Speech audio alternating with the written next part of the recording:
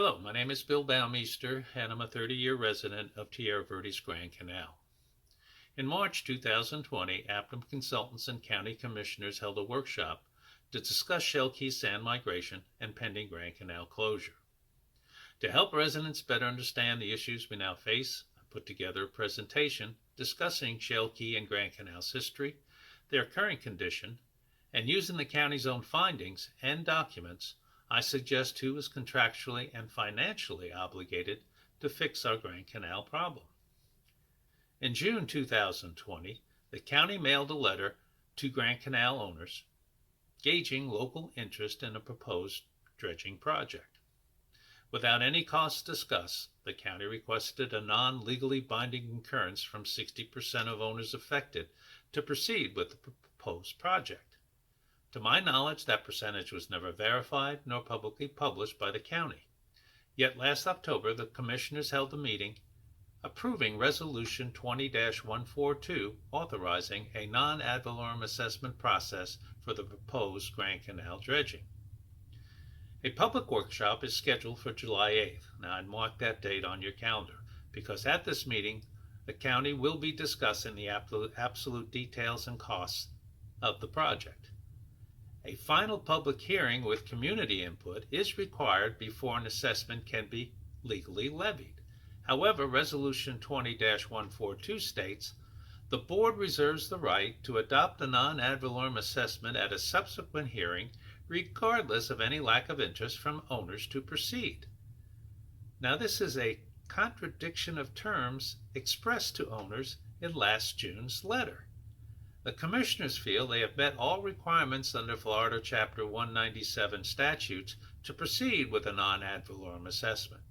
However, should the Grand Canal riparian property owners decide to challenge the assessment in court, a 1993 Florida state law review on the subject suggests the county may have underestimated the requirements necessary to validate this type of assessment.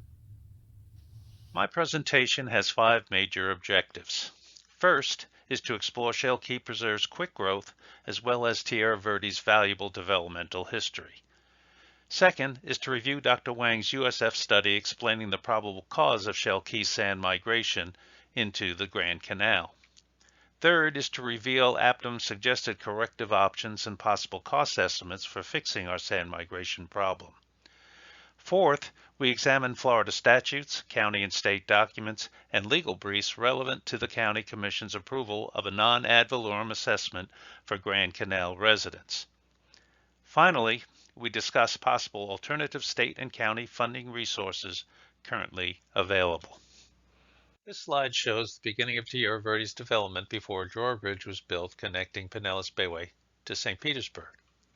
During its early development, the Grand Canal was officially named Dense Channel and was an unobstructed channel between Tampa Bay and the North Channel with direct access into the Gulf of Mexico. By 1952, developers filled in the Bayway, separating Dense Channel from Tampa Bay. To assure this new canal would remain maintenance-free, the designers relied on the canal's natural tidal stream created by the ebb and flow from the North Passagrille Channel and the South Passagrille Channel, highlighted by the yellow line. The Shell Key Preserve was still in its infancy, but the strong dual inlet tidal flow through the preserve contributed to its further development. By Florida law, the state took possession of this developing barrier island and became 100% responsible for its future management. By 1962, the formation of Tierra Verde was complete. The new drawbridge and the extended Pinellas Bayway now connected the island to St. Pete and was ready for full development. Over the next few decades, 2 important communities would evolve. One is Sands Point on the Tampa Bay side of the island.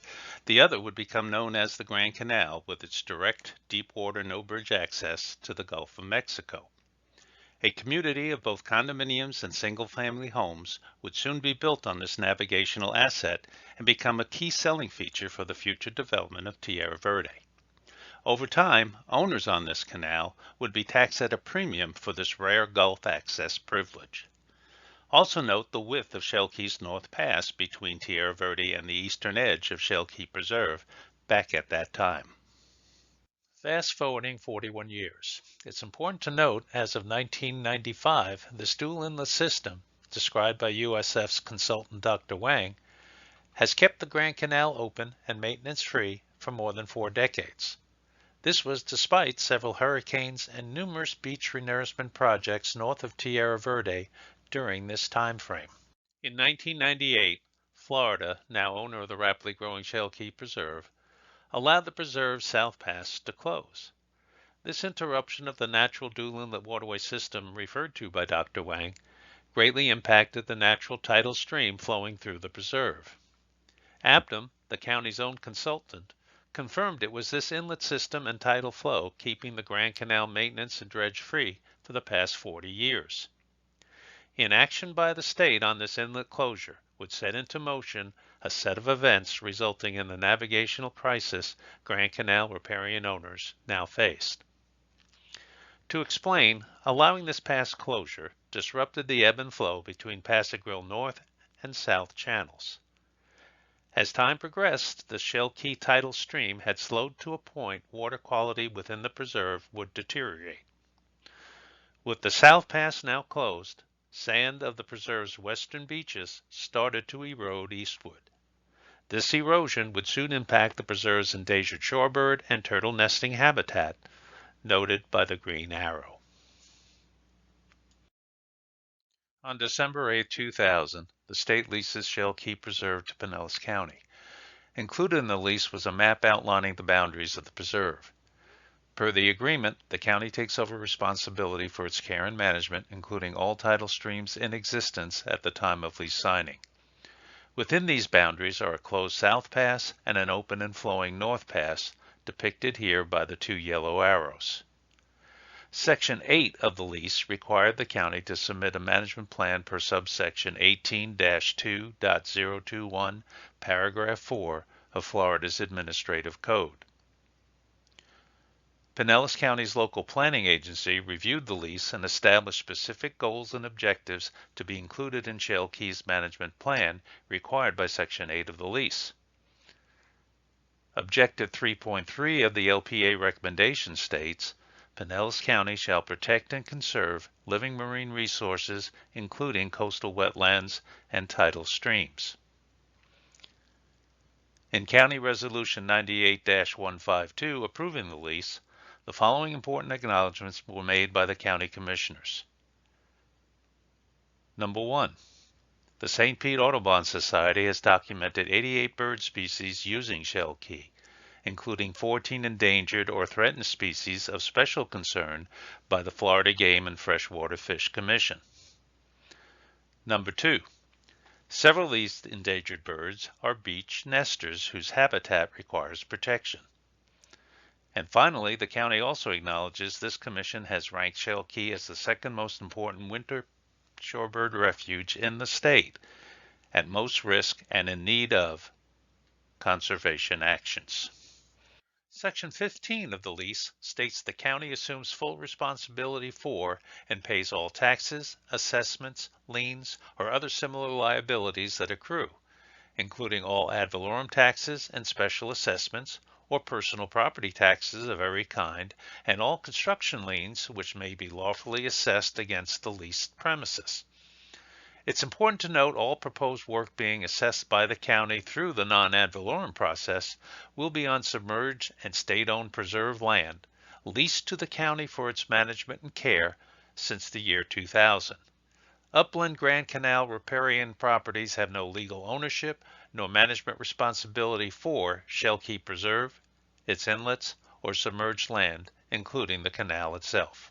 Section 26 of the lease states the county shall not do or suffer to be done in, on, or upon the leased premises, or as affecting said leased premises or adjacent properties, any act which may result in damage or depreciation of value to the leased premises or adjacent properties or any part thereof. To demonstrate the loss of value experienced by Grand Canal riparian properties upland from the preserve, since the 2015 North Pass Inlet closure, the Sterling Condominium Complex, located at the extreme south entrance of the Grand Canal, has documented the loss of use of 4 boat slips. Owners of those slips are now seeking property tax relief from the county for devaluation of their real property. If all Grand Canal residents lose their deep water direct access to the Gulf, their property values will also be greatly impacted, causing a flood of reassessment requests and a major reduction in tax revenue for the county.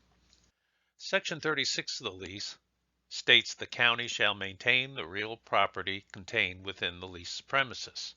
As set forth in the approved management plan, the county also agrees to maintain any and all existing canals in as good condition as the same may be on the effective date of the lease. The map included in the original lease agreement clearly identifies an open and functioning North Pass within the green boundary outline of the preserve.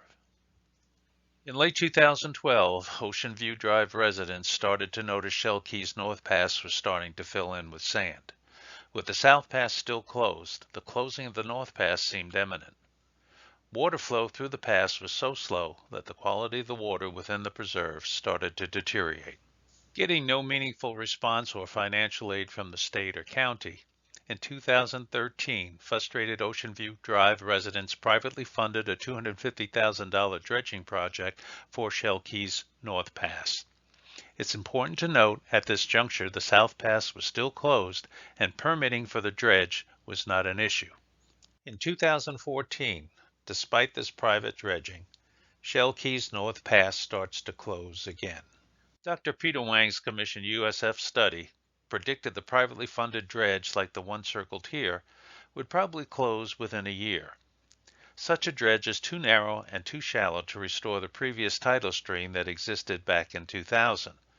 According to Wang, had the county budgeted sufficient funds for a wider, deeper dredge, circled here, the stronger tidal flow created by this project may have lasted 5 years longer than the privately funded dredge back in 2013. It's important to note both dredge examples assumed a still closed South Pass. As predicted by Dr. Wang, the North Pass did finally close in 2015. Shell Key is no longer a key, but a peninsula forming a land bridge to the residential community of Tierra Verde. This is a blatant violation of the county's lease agreement with the state and now exposes the second most important shorebird habitat in Florida to Tierra Verde's natural land predators. By 2017, significant sand migration builds up in the southern shore of the Grand Canal. In late 2017, with the preserved South Pass still closed, this aerial photo shows the now closed North Pass starting to fully dry up. Also note the narrowing of the Grand Canal is starting to accelerate. This Aplam slide documents the alarming shallowing of both the North Channel and the Upper Pascagoula Channel between 2010 and 2015. Pay particular attention to the blue shaded area in the 2010 slide. The darker the blue, the deeper the channel. Note the 2015 slide after Shell Key's North Pass had closed. The blue is gone, suggesting a significant shallowing due to Shell Key's sand migration. Both are designated federal navigational channels and are under Army Corps jurisdiction. This is important because maintenance dredging of federal navigational channels are partially funded by the federal government and often coincides with nourishment projects. The federal cost share in such situations can vary from 57 to almost 95%. The CMP, short for Pinellas County's Coastal Management Program, revised in 2013, recommended an Inlet Management Plan, or IMP, be developed for Pascagoula Channel. IMPs are critical components in improving eligibility for funding. Unfortunately, undeveloped barrier island segments are not eligible for federal funds. However, the state's Beach Management Funding Assistance Program provides funding for beaches classified critically eroded, with Shell Key's South Pascagoula Channel being specifically mentioned in the report. Although Pascagoula Pass and its ebb shoals have been used as a borrow area for beach renourishment projects in the past, an IMP specific to Pascagoula Pass still does not exist today, lessening the county's chances of gaining critically needed state or federal funding. Also noted in the 2013 report, funding resources for Shell Key needs to be reviewed. Every year, a critically eroded beaches report is issued by the Florida Department of Environmental Protection. Under Chapter 161, it is this agency that's responsible for classifying Gulfront beaches as critically eroding. If awarded critical classification, these beaches are then included in the state's Beach Erosion and Inlet Management Plan, and funding is budgeted. Pursuant to Florida Administrative Code, critically eroded shoreline is defined as a segment of the shoreline where natural processes or human activity have caused or contributed to the erosion and recession of the beach or dune system to such a degree that upland development, recreational interests, wildlife habitat, or important cultural resources are threatened or lost. As previously noted, Florida's Department of Environmental Protection is solely responsible for classifying Gulfront beaches as critically or non-critically eroded. In 2012, as Shell Key's Gulfront Beach started to quickly erode southward, filling in the preserve's critical North Pass Inlet and disrupting a highly ranked Florida shorebird habitat, the department's official 2012 report still classified Shell Key's pending environmental disaster as non-critical, shown here in blue. Even after numerous studies and the county's own consultants supporting the critical nature of Shell Key's beach erosion and identifying its underlying cause, the state still classified Shell Key's transformation into a peninsula as non-critical beach erosion in its latest 2020 report. Without a change in classification to critical by the state, the preserve's continued beach erosion will never receive state financial assistance under Florida Statute Chapter 161, as we mentioned, covers funding for inlet dredging and beach erosion. Fast forwarding to today, and you can see the effects of an open Irma Pass on water flow into the closed North Pass. Mother Nature is certainly trying to tell us something. In 2019, the Colony Key developers petitioned the state to declare 20 feet of the sand now closing the North Pass as dry sand private beach, creating a major obstacle for future dredging permits of the old Shell Key North Pass.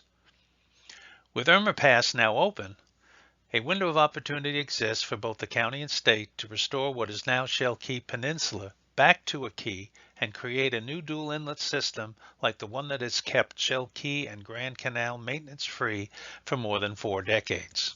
APNM offered 3 possible modeling scenarios for the county to consider. Combination B included the reopening of Shell Key's North Inlet, dredging of the Grand Canal South Entrance, deposition of sand migrating north of Colony Island, and finally, an interior connection for Sunset Point and Ocean Drive residents. This model was developed before Irma Pass existed. With an open Irma Pass, this is the only proposed project restoring Shell Key to its original state agreed to by the county in their 2000 lease agreement. It also corrects the inaction of the state back in 1998 by assuring Irma Pass will have a reasonable chance to remain open.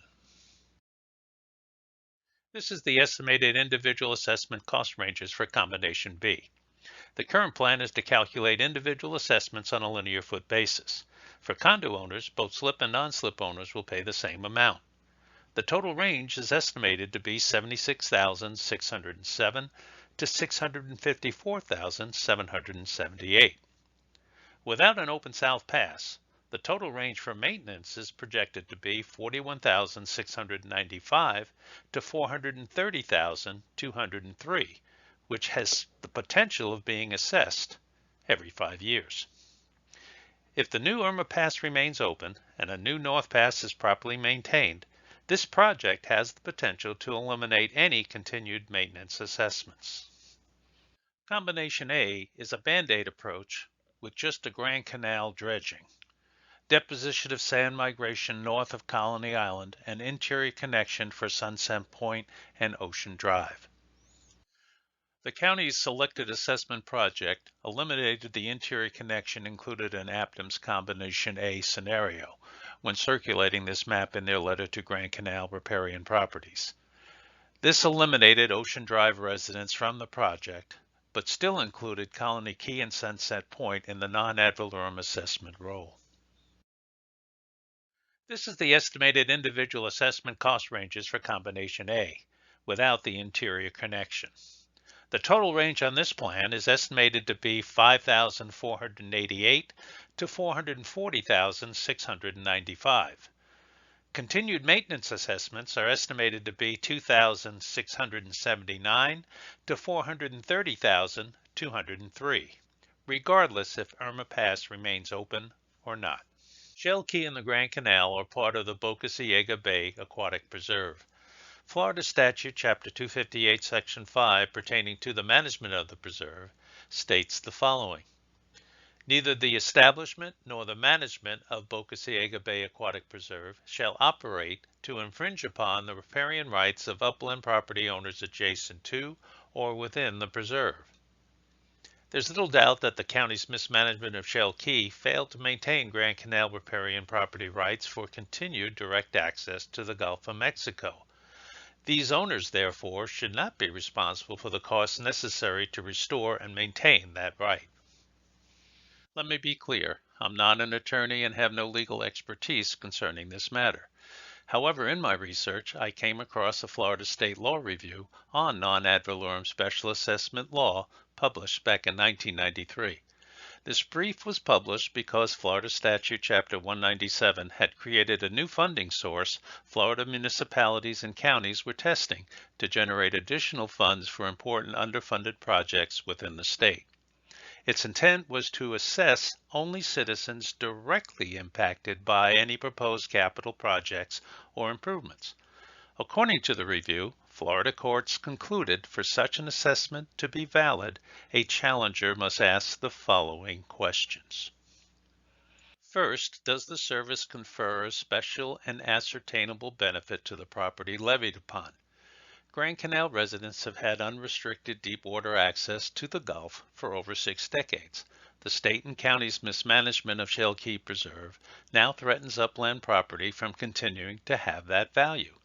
No new ascertainable benefit has been afforded Grand Canal riparian properties, but rather they risk losing a benefit they already have despite being assessed a premium property tax for that privilege.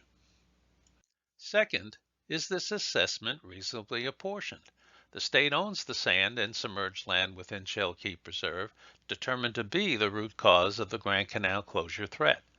However, the county has not included the state in the non ad valorem assessment. Could this be because their lease agreement with the state holds the county 100% responsible for all assessments?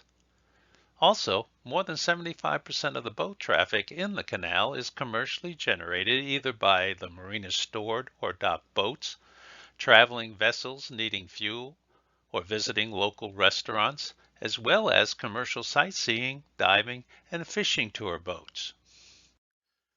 And finally, does the assessment result in increased market values? In the case of the Grand Canal residents, we have been assessed premium property taxes for decades based on the value of having unrestricted deep water access to the Gulf. Losing this access will result in decreased market value for owners and decreased property tax revenue for the county. The new assessment only maintains current property values for Grand Canal residents, yet assures premium property taxes will continue to be levied by the county. Sounds like double dipping to me. There are numerous alternative funding options available if only the state and county collaborated on their contractual obligations in managing the Shell Key Preserve. First, the county needs to petition Florida's Department of Environmental Protection to reclassify Shell Key as a critically eroded beach, specifically as it pertains to sand migration into its original dual inlet system. Doing this opens opportunities for both state and federal funding under Florida Statute Chapter 161, which covers beach and shore preservation.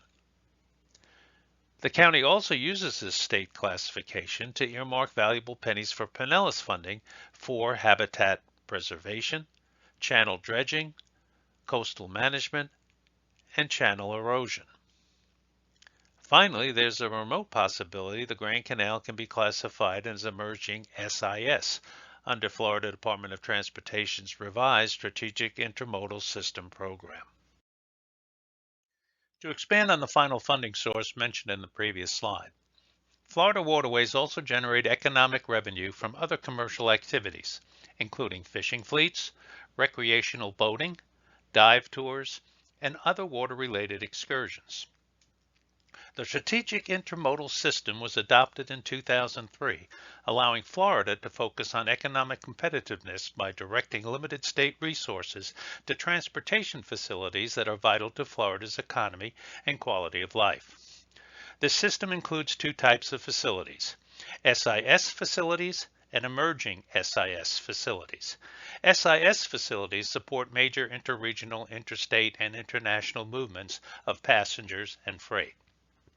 Emerging SIS facilities is a newer designation which meets lower levels of people and goods movement, generally serving fast-growing economic regions like Tierra Verde.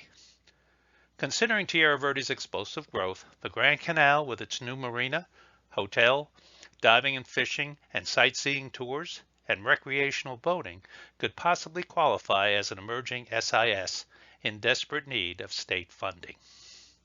In conclusion, I'll focus on 5 key elements from my research. First, the county is both contractually and financially obligated to restore Shell Key Preserve to its original 2000 boundaries, which includes an open North Pass Inlet. Second, by Florida statute, the county and state are required to restore and maintain the vital tidal stream previously existing through the preserve. Funding may be available should the state reclassify Shell Key Preserve as a critically eroded beach, since an important inlet has closed and a protected state shorebird habitat is now seriously threatened. Third, due to state and county mismanagement and underfunding of Shell Key Preserve, the county is asking upland Grand Canal riparian properties to pay 100% of the costs for the county's contractual default. When it's documented, 75% of the boat traffic on the canal is commercial, and 100% of the sand and submerged land involved in our sand migration problem is state-owned and managed by the county. Fourth, in Florida, when a property owner seeks to challenge a non ad valorem assessment in circuit court, they may opt to make only partial payment while the assessment is litigated. Should this occur, even if the county wins in court, it could take years before 100% of the assessment funds would be available to the county. And finally, the clock is ticking, and the Grand Canal could close soon if nothing is done within the next year. Should a dry sand closure occur similar to the North Pass closure, a quiet deed claim by a private owner could prevent the Grand Canal from ever reopening. Should this happen, everybody loses. Grand Canal residents will see their property values plummet, the county and state will lose millions in sales and property tax revenue, and more litigation is certain to occur. The only winner in this scenario is that one new property owner who now has their own private beach.